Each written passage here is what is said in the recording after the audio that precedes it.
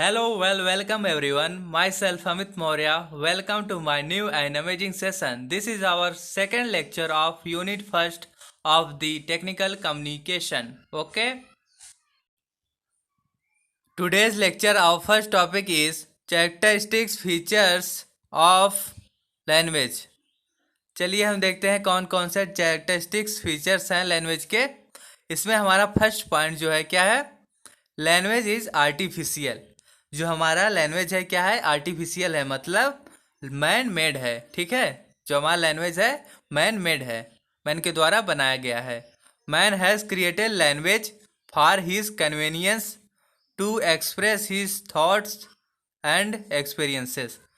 जो हमारा लैंग्वेज है ह्यूमन बीइंग के द्वारा ही क्रिएट किया गया है for his convenience to express his thought, अपने थॉट्स को एक्सप्रेस करने के लिए, and his experiences. Okay, man has created language for his convenience to express his thoughts and experiences.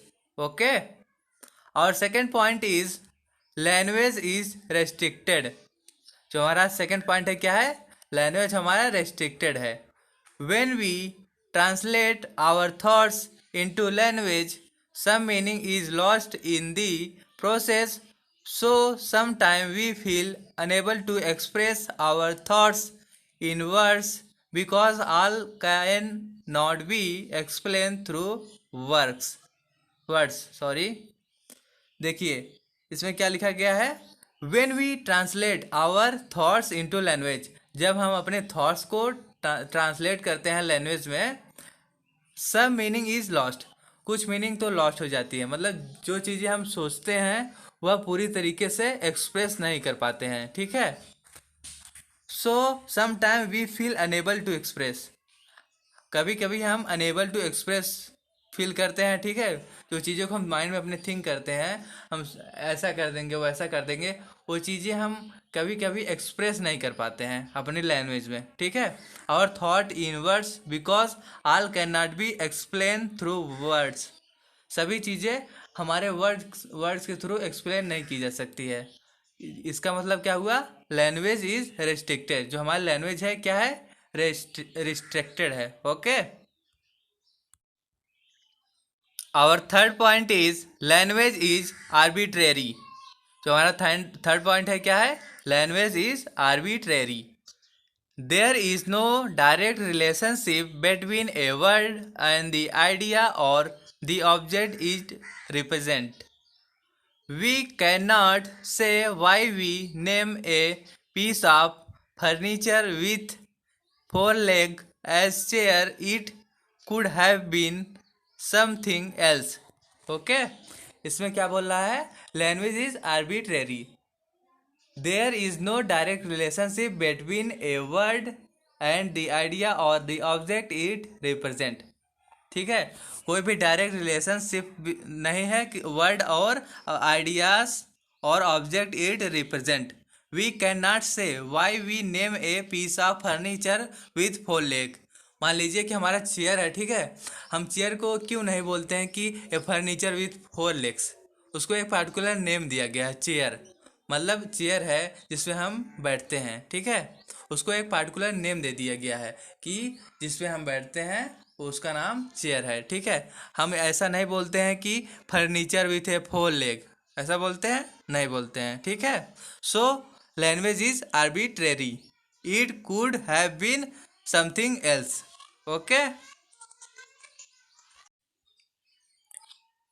our fourth point is language is abstract। Language is abstract. देखिए इसमें क्या है, language is abstract because it represents generalize ideas of things और thoughts. A word could represent different ideas at different times. देखिए language is abstract में क्या है, language is abstract because it represent generalize idea. जो हमारा language है क्या है, अब्स्ट्रैक्ट है, बिकॉज यह रिप्रेजेंट करता है एक जनरलाइज आइडिया को ऑफ थिंग्स और थॉट्स। ठीक है, ए word could represent different ideas. जो हमारे वर्ड्स, कोई भी पार्टिकुलर वर्ड है मान लीजिए, वह डिफरेंट आइडियाज़ को रिप्रेजेंट करता है एट डिफरेंट टाइम। ठीक है, देखिए जो हमारे वर्ड्स हैं रिप्रेजेंट करते हैं डिफरेंट आइडियाज़ को एट डिफरेंट टाइम्स। ओके, और fifth number point is language is creative. जो हमारा लैंग्वेज है एक प्रकार से क्रिएटिव है। Language is creative because it has the ability to generate many words every day. ठीक है, language is creative because it has the ability to generate many words every day. जो हमारे लैंग्वेज है ऐसी कई सारे वर्ड्स हैं कि डेली जनरेट की जाती हैं। ठीक है, language is creative because it has the ability to generate many words every day.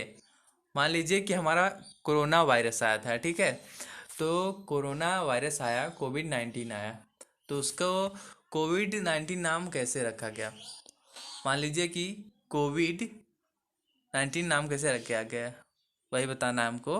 देखिए, कोरोना वायरस डिजीज़ कौन से ईयर में आया था? 2019 में आया था।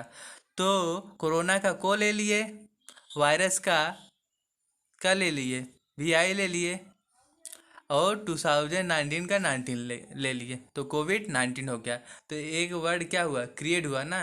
तो इसी प्रकार से हमारे लैंग्वेज में भी काफ़ी सारी वर्ड्स हमेशा मतलब कभी भी क्रिएट हो सकती हैं। सो हम कह सकते हैं कि हमारा जो लैंग्वेज है, लैंग्वेज इज क्रिएटिव। बहुत सारे वर्ड्स एवरीडे क्रिएट होते हैं। Our next topic is reading and comprehension. चलिए हम देखते हैं रीडिंग क्या है। Reading is the process of looking at a series of written symbols and getting meaning from them. Reading एक प्रकार से क्या है?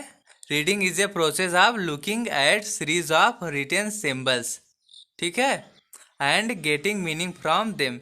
जो हमारा रीडिंग है एक प्रकार से प्रोसेस है looking A series of written symbols, okay, and getting meaning from them. हम उससे कुछ मीनिंग को गेट करें, मतलब सीखें, गेटिंग मीनिंग फ्रॉम देम। ठीक है, और नेक्स्ट पॉइंट क्या है? Reading is of different type. जो हमारी रीडिंग होती है वह डिफरेंट टाइप्स की होती है। चलिए हम देखते हैं। पहला क्या है? Reading extensively. चलिए रीडिंग एक्सटेंसिवली क्या है उसको देखते हैं।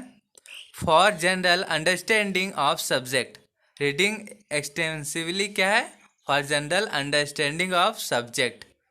हमारा सब्जेक्ट क्या है उसकी जनरल अंडरस्टैंडिंग बनाएंगे। For general understanding of subject, okay. Second point is reading intensively. Reading intensively क्या है? For in depth knowledge of text. देखिए, रीडिंग एक्सटेंसिवली में क्या था? For general understanding of subject था, और रीडिंग इंटेंसिवली में क्या है? For in depth knowledge of text. पूरी डेप्थ नॉलेज होनी चाहिए टेक्स्ट की, ठीक है, for in depth knowledge of the text. Reading comprehension क्या है? चलिए देखते हैं। Reading comprehension refer to the ability to understand the information presented in written form.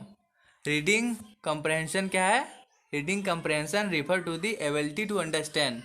Reading comprehension is a ability to understand the information presented in written form, ठीक है। Reading comprehension refer to ability to understand the information presented in written form। Next is reasons for poor comprehension are. चलिए हम देखते हैं कौन कौन से reason है for poor comprehension. First point is inability to understand word. पहले हम जानते हैं इनेबिलिटी का मतलब क्या होता है। इनेबिलिटी में क्या होता है? असमर्थ, ठीक है, असमर्थ होता है। इनेबिलिटी का मतलब inability to understand a word. हम वर्ड को समझने में मतलब असमर्थ हैं, ठीक है। पहला पॉइंट ये हो गया। Inability to understand a sentence, हम असमर्थ हैं सेंटेंस को समझने में। Third is inability to understand how sentences relate one another। हम असमर्थ हैं to understand how sentences relate to one another. Fourth is the ability to understand the information fits together in a meaningful way. Organization. The ability to understand the information fits together in meaningful way. Fifth is lack of interest or concentration.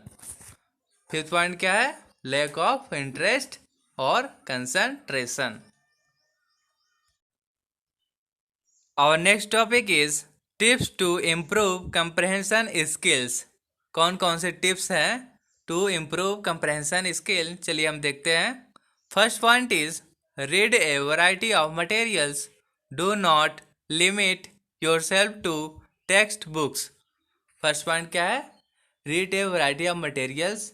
हमें variety of materials को read करना चाहिए. Do not limit yourself to text book. हमें सिर्फ अपने text book से ही नहीं learn करना चाहिए, मतलब अलग अलग चीज़ों से, कहीं से मान लीजिए PDF ले लीजिए, नोट्स ले लीजिए, तो अलग अलग चीज़ों को क्या करिए? रीड करिए. Read a variety of materials. Do not limit yourself to text books. सिर्फ हम बुक पढ़ के ही हमें नहीं रहना चाहिए, ठीक है, और एक्स्ट्रा चीज़ों को भी लर्न करना चाहिए. ओके.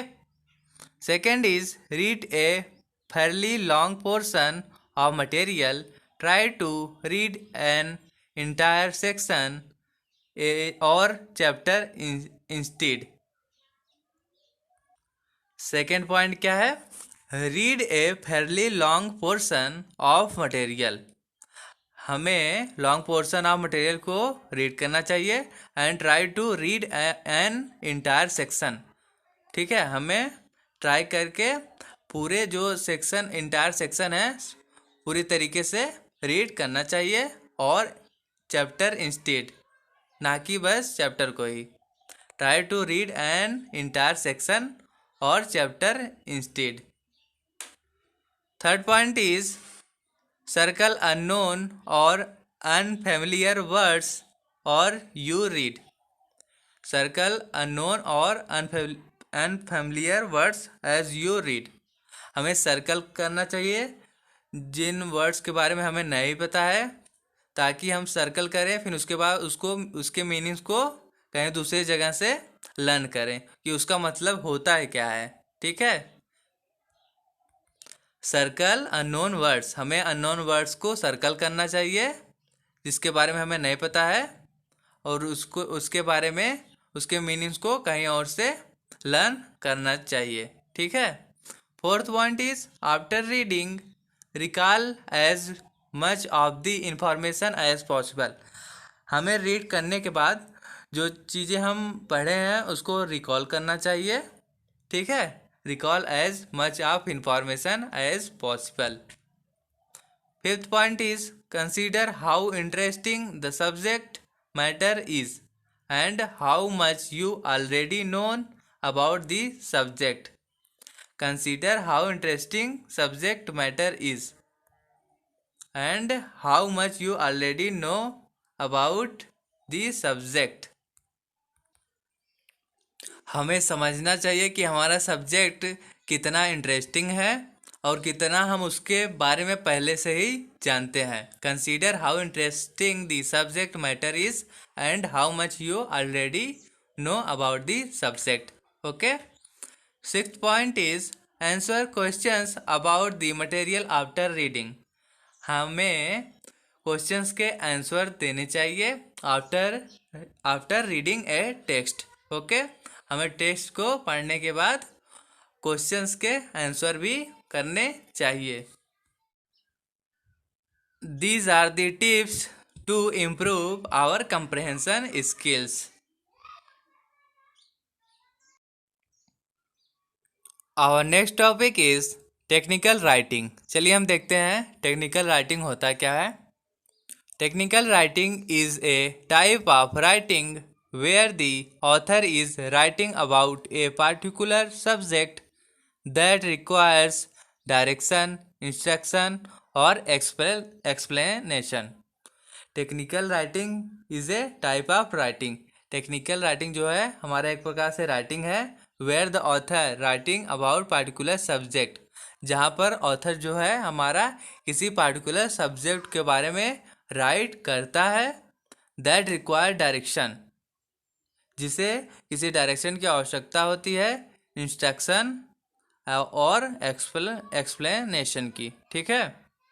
टेक्निकल राइटिंग एक प्रकार से हमारा राइटिंग है जहाँ पर ऑथर राइट करता है किसी पार्टिकुलर सब्जेक्ट के बारे में जिसको किसी डायरेक्शन की आवश्यकता होती है, एंड और इंस्ट्रक्शन की भी और उसके एक्सप्लेनेशन की भी। Okay. This type of writing has a very different purpose and different characteristics than other writing style. This style of writing has a very different purpose and different characteristics than other writing style. Okay. Technical document is written keeping focus on the type of audience being targeted. Technical document is technical document is written keeping focus on the type of audience is targeted. ठीक है। Focus करता है किस प्रकार के हमारे audience हैं, being targeted, जिसको हम टारगेट कर रहे हैं। ओके। Being targeted. सेंटेंसेस, चलिए हम देखते हैं सेंटेंसेस होता क्या है। A sentence is a set of words that are put together to mean something. Sentence हमारा एक प्रकार से क्या है, सेट ऑफ वर्ड्स है दैट आर पुट टुगेदर, जिसको हम साथ में रखते हैं तो कुछ उसकी मीनिंग बनकर आती है। हमारा सेंटेंस क्या है, ग्रुप ऑफ वर्ड्स, या फिर हम बोल सकते हैं सेट ऑफ वर्ड्स है जिसकी कोई मीनिंग निकल कर आए। ओके। रिक्वेसाइट और salient features of good sentences. चलिए हम देखते हैं रिक्वेसाइड और silence features of good sentences क्या है। फर्स्ट हमारा क्या है, brevity, short sentences. It should B bribe and provide information in concise manner. ठीक है। यह क्या होना चाहिए, ब्राइव होना चाहिए, ब्रीफ होना चाहिए, and provide information in concise manner, मतलब कि इंफॉर्मेशन प्रोवाइड करे इन कंसाइज मैनर। कंसाइज मैनर मतलब एक सीक्वेंस में। ठीक है। It should B brief, brief होना चाहिए मतलब बहुत लॉन्ग ना हो, और ये इंफॉर्मेशन को प्रोवाइड करे इन कंसाइज मैनर मतलब किसी एक सीक्वेंस में। Okay. Second is clarity. It should be clear without any confusion. Clear होना चाहिए सेंटेंस हमारा without any confusion. Okay. Third is simplicity. It should be written in a simple language. जो हमारा sentence हो क्या हो, रिटन हो in a simple language. It should be written in simple language, जिस भाषा को हम बहुत आसानी से समझ सके, मतलब सिंपल लैंग्वेज में लिखा रहे वो sentence. Fourth is utility. It is done for some specific purpose, मतलब किसी स्पेसिफिक पर्पस के लिए किया जाए। Okay. Fifth is avoid repetition. Repetition should be avoided. ठीक है। मतलब कि हमारा रिपीटिशन नहीं होना चाहिए, repetition should be avoided. Sixth point is choose appropriate words. हमें कुछ इफेक्टिव एप्रोप्रिएट वर्ड्स को चूज करना चाहिए। Choose appropriate words. Okay. Next is paragraph. चलिए हम देखते हैं पैराग्राफ होता क्या है। A paragraph can be define as a group of sentences or a single sentence that expresses a single idea supported by evidence in the form of examples, thus forming a unit। Paragraph एक प्रकार से हमारा क्या है, group of sentence है, और हम बोल सकते हैं एक सिंगल सेंटेंस है जो कि एक्सप्रेस करे एक सिंगल आइडिया को, supported by evidence in the form of examples. Okay. Thus forming a unit. चलिए हम देखते हैं क्या क्या रिक्विसाइड्स और साइलेंस फीचर हैं गुड पैराग्राफ के। इसमें जो हमारा पहला पॉइंट है क्या है, ब्रेविटी, जिसे हम बोलते हैं short sentences. It should be brave, provide information in conscious manner. ठीक है, ये क्या होना चाहिए, शॉर्ट होना चाहिए, मतलब ब्रीफ में होना चाहिए, बहुत लॉन्ग नहीं होना चाहिए, और कुछ जो इन्फॉर्मेशन बताए उसके बारे में एक कॉन्शियस मैनर में होना चाहिए, मतलब एक सीक्वेंस में होना चाहिए। It should B brief and provide information in a conscious manner. यह शॉर्ट होना चाहिए और कुछ जो मीनिंग बताए वह एक सीक्वेंस में होना चाहिए, मतलब एक एक सीक्वेंस में हो, कॉन्शियस मैनर में हो। Okay. Second is clarity, it should be clear without any confusion. ठीक है, ये जो हमारा शॉर्ट सेंटेंसेस हो, सॉरी, जो हमारा पैराग्राफ हो क्या हो, क्लियर हो विदाउट एनी कन्फ्यूजन। ठीक है। Third is simplicity, it should be written in a simple language. यह एक सिंपल लैंग्वेज में लिखा जाना चाहिए ताकि हम उसे अच्छे से समझ सके। ओके।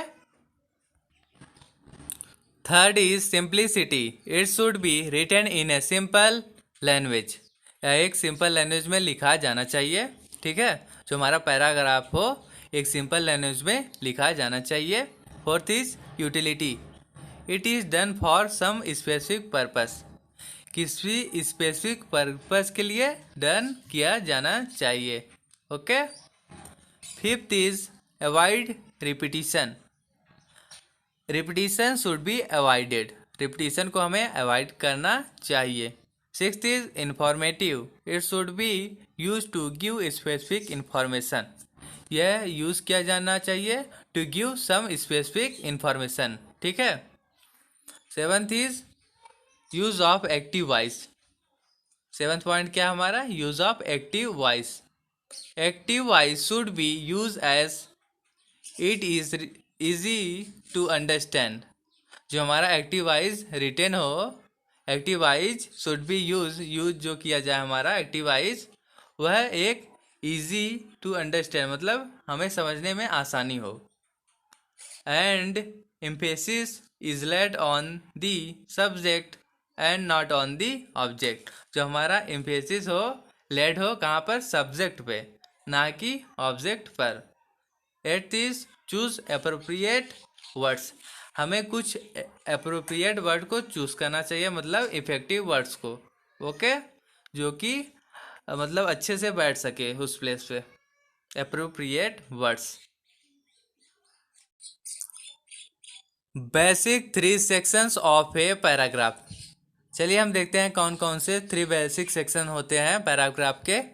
फर्स्ट जो हमारा क्या होता है, बिगिनिंग, इंट्रोड्यूस योर आइडिया, जिसमें हम अपने आइडिया को क्या करते हैं, इंट्रोड्यूस करते हैं। बिगिनिंग में हम अपने आइडियाज़ को इंट्रोड्यूस करते हैं। Second is middle, explain your idea, जिसमें हम अपने आइडिया को एक्सप्लेन करते हैं। सेकेंड जो हमारा मिडल में हम अपने आइडिया को एक्सप्लेन करते हैं। Third is end, make your point again, transition to next paragraph. Third जो हमारा क्या है, एंड, जिसमें कि हम make your point again, transition to next paragraph. Okay, thank you to you all my dear friends. अगर आपको वीडियोस अच्छी लगे तो आप चैनल को सब्सक्राइब करें, वीडियो को लाइक करें और बेल आइकन दबाना ना भूलें for the latest update. Okay, thank you.